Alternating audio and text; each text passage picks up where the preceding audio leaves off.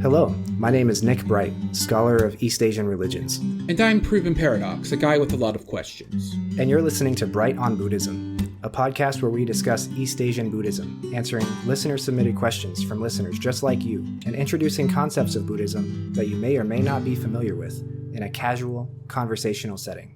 Enjoy. Hermit, how many different practices have you seen for attaining awakening?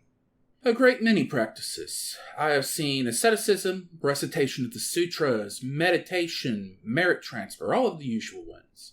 I've also seen a few less mainstream practices. I've seen some monks slapping their students with a stick, seen some odd semi-scripted dialogues, and I've seen the use of nonsense phrases. I've seen many of these uncommon practices as well, and they do seem curious. These practices in themselves seem to reject conventional means of achieving enlightenment. They seem highly critical of intellect and discriminatory knowledge, and regard it as pretty much useless as a means of understanding the world. Makes one wonder how they interpret the sutras. Do they read them as narrative stories, doctrinal instructions, or something entirely different? I think that they must read them looking for those moments in the sutras where the Buddha looks for alternative means of bringing beings to enlightenment.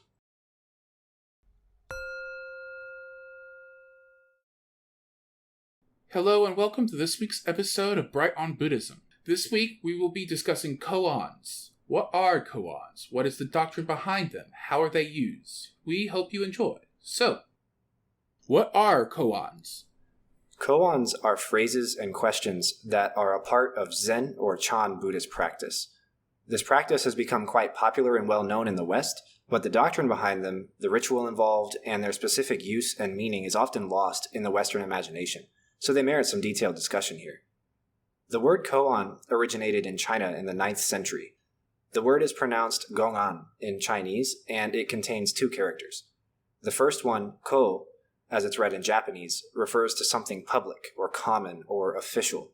And the second character, an, refers to a desk, a plan, or a legal case. Together, they come to mean a case for public consideration, or an issue for public consideration. However, the etymology alone does not give us enough to understand what koans actually are, so we must consider a little bit of the history of the practice. The practice of koan grew very popular among Chan Buddhist practitioners during the Tang Dynasty. As we've discussed before, Chan is the Chinese predecessor to Japanese Zen. Early on in the Tang Dynasty, the practice began as Chan masters collecting and commenting on each other's sayings and using those collections and commentaries as a teaching tool, in a way of establishing that one had attained awakening. If they had read the collected sayings and commented on them in a sufficiently enlightened way, they were thought of to have advanced along the path of enlightenment to some degree.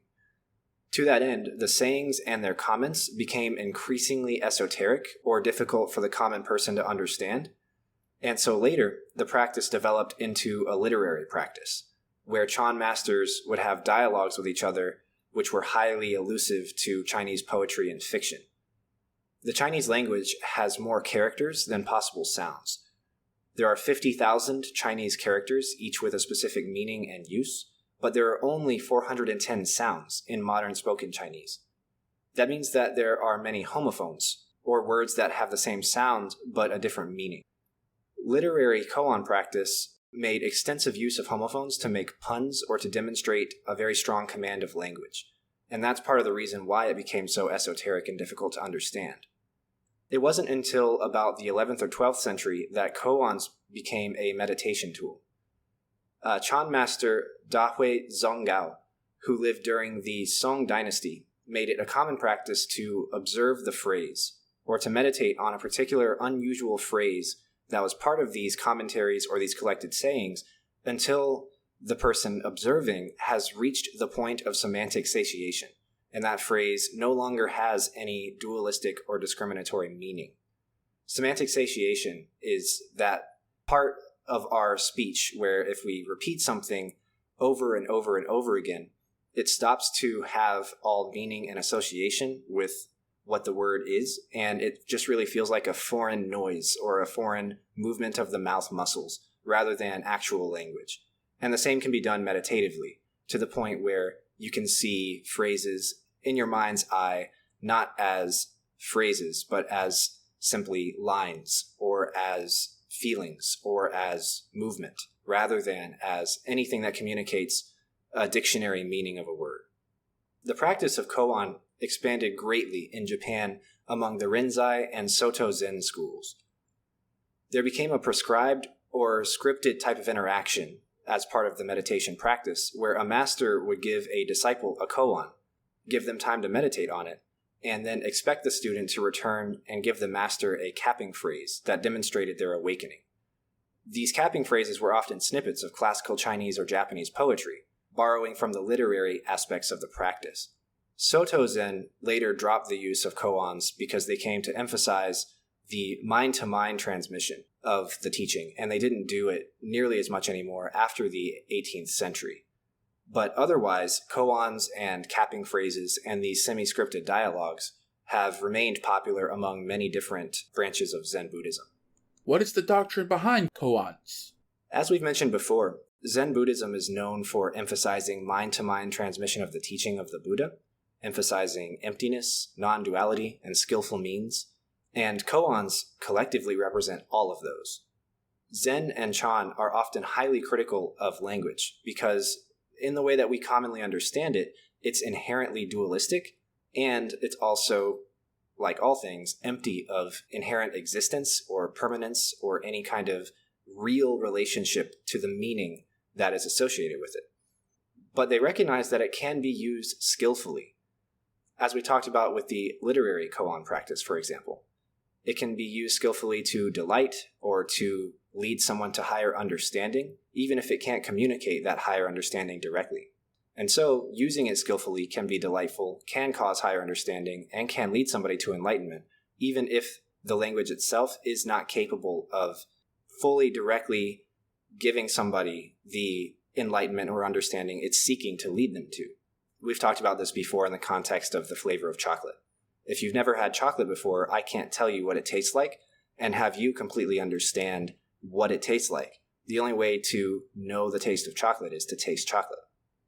So, these koans developed from this perspective of language, this perspective that's critical of dualistic language but understands its use and necessity in terms of leading people to understanding. In that regard, they represent an unconventional and skillful use of language as a means of meditation and reaching enlightenment. Here would be a good place to present some of the famous ones. Most koans that we are aware of in English come from 4 different collections. These are the Blue Cliff Record, the Book of Equanimity, the Gateless Gate, and the Treasury of the True Dharma Eye. These are all from the 12th or 13th century, coming from China and Japan. And we will read and discuss koans from each of these in a lot more detail in future episodes. The most famous koan, I think, is What is the Sound of One Hand Clapping? This was written by Hakuin Eikaku, a 16th century Japanese Zen Buddhist. Another is, a monk asked Zhao Zhou, does a dog have Buddha nature or not? Zhao Zhou said, Wu. This one is very interesting because Wu, or mu as it's written in Japanese, is the character that represents negation. It's like the prefix non or un, or the suffix less in English. It's also frequently used to represent the concept of emptiness as it's expressed in non-self and in impermanence, which are read as muga and mujo, respectively, in Japanese. Here, it actually also sounds like a dog barking. This one appears in the Gateless Gate. Next is one that reads, Hui Neng asked Hui Ming, without thinking of good or evil, show me your original face before your mother and father were born. This one appears in the Gateless Gate as well. So in those examples, we had the phrase itself, but what are some examples of capping phrases or the answers that are expected of a given student here? So a monk will often give a disciple these koans, one of these koans at a time, and the disciple typically has a notebook that they keep hidden away somewhere where they've recorded all these different capping phrases that they're aware of. And what they are to do is to meditate on the koan and try and connect it somehow with one of these capping phrases that they've recorded. These capping phrases have been organized by Victor Sogen Hori, whose book is going to be cited in the show notes today. And they're sorted by the number of characters in them. So they range all the way from 1 character up to 21 characters from just 4 characters. And so these are often, like I said, snippets from classical Chinese and classical Japanese poetry. One of them reads, "How far are they apart?" Another one reads, "In the 3rd month when the village is shrouded in mist, the entire household is in spring." Another one reads, "The priest has just such a Zen blade." These are often very, very hard to understand by themselves because they are part of a story, part of a narrative, or part of poetry. And so it's really often difficult to find a connection. "If you slap the water, you hurt the heads of the fish. Silence is truly effective." So these are very, very esoteric, very confusing, and often don't make sense. But if you meditate on these enough, you've cultivated what's called the great doubt in the reality around you, such that you can make these sort of what would commonly seem nonsensical connections between your given koan and your capping phrase. So a given student who's participating in a koan is not going to know which phrase their master is expecting, but will have to meditate on it in order to get to that phrase? Sometimes they will give a phrase and give their justification for why that's connected, or sometimes they will just simply give the phrase by itself. So the master doesn't ask a koan and have a list of right answers in his mind that the student has to get to on their own, but he knows when there's wrong answers.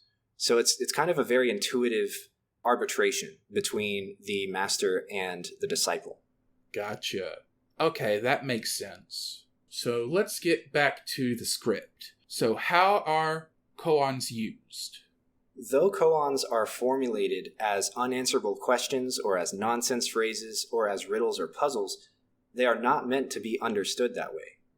We cannot use our calculating knowledge or our discriminatory intellect to try and figure them out. There are many different levels and types of koans, but they all share that characteristic. In most koan practices, first, one of the 3 koans that we just mentioned will be given to a student. And instructions will be given for the student to meditate on a specific word or part of the koan and make that inquiry or make that phrase their entire being. Achieve non-duality, achieve a breakdown in the distinction between oneself and the koan that's being given. In fact, the Gateless Gate has instructions about the koan that we provided about the dog and Buddha nature. It says, "Concentrate yourself on this wu. Make your whole body one great inquiry. Day and night work intently at it. Do not attempt nihilistic or dualistic interpretations."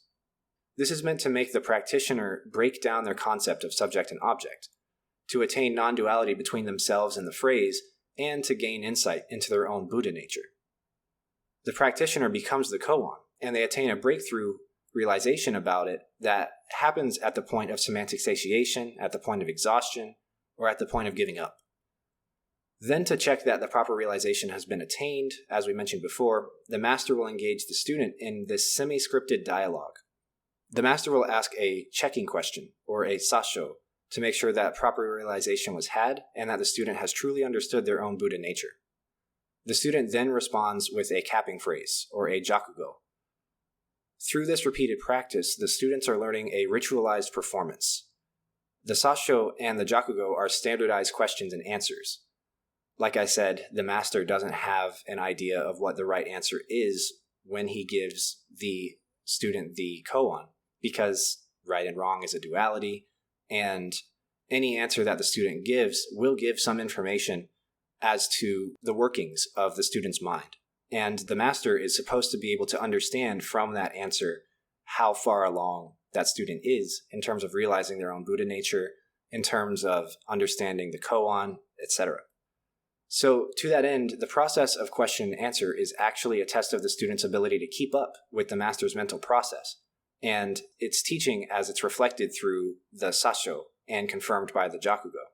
If a student fails this, They return to meditation and try again and again, each time with different questions and different answers. So the frustration aspect is fully intentional and part of the experience. This is there to knock people out of the normal way of thinking, and so frustration is just a part of it, it looks like. Absolutely. This is very common with different Zen practices. If there's a person out there who wants to join a Zen monastery in Japan, what you have to do is you have to go and sit outside the door for 3 days with no food or water, and without getting up, and without saying anything, and without using the bathroom or anything like that. And every day, a master will come out of the front door and say to you, leave, get out, you're not good enough, go away, we don't want you, we don't have enough room, we don't have any beds for you, we don't have any food here for you, get out of here. And sometimes they'll come out with their slapping sticks. We've talked about the slapping sticks that they use during meditation, and they'll beat up a person. And if a person persists through all of that for 3 days, then they're allowed to come in. And this koan practice is very similar to that, in that what they're trying to do is they're trying to get you to beat your head against a wall so much, so much, that you're propelled off the edge into enlightenment simply by your frustration and your exhaustion and your giving up. Whenever you have reached the point of your absolute wit's end, that's where they want you to be. Wit, intellect has no place in what we're doing here. And so in that regard, they try and get you beyond that point. And so that means that no one has ever gotten it on their first try. Whenever you're given the Buddha nature koan, or you're given the one-hand clapping koan, whatever answer you give in the first session, they're not going to accept it. That's not going to be the right answer. They're going to make you go back a lot. They're going to make you go back many times.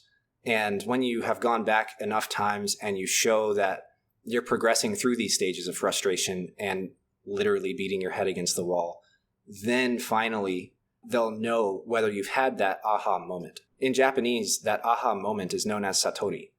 It's where you just completely have broken down all the walls around you, and you can actually finally see for the first time. After you've done all this work, toiling away at nonsense, you can finally make some sense of stuff. And it's a very interesting and very fascinating experience and place to be.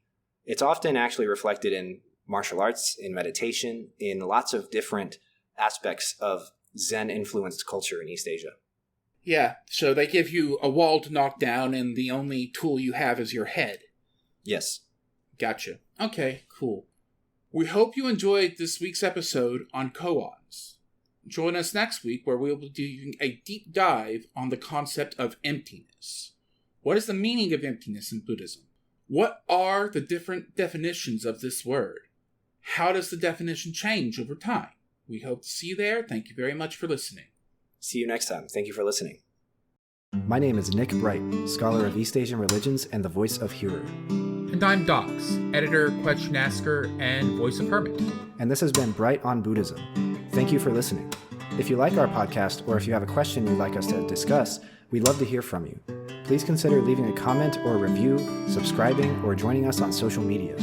Email us at bright.on.buddhism@gmail.com. Tweet us at brightbuddhism.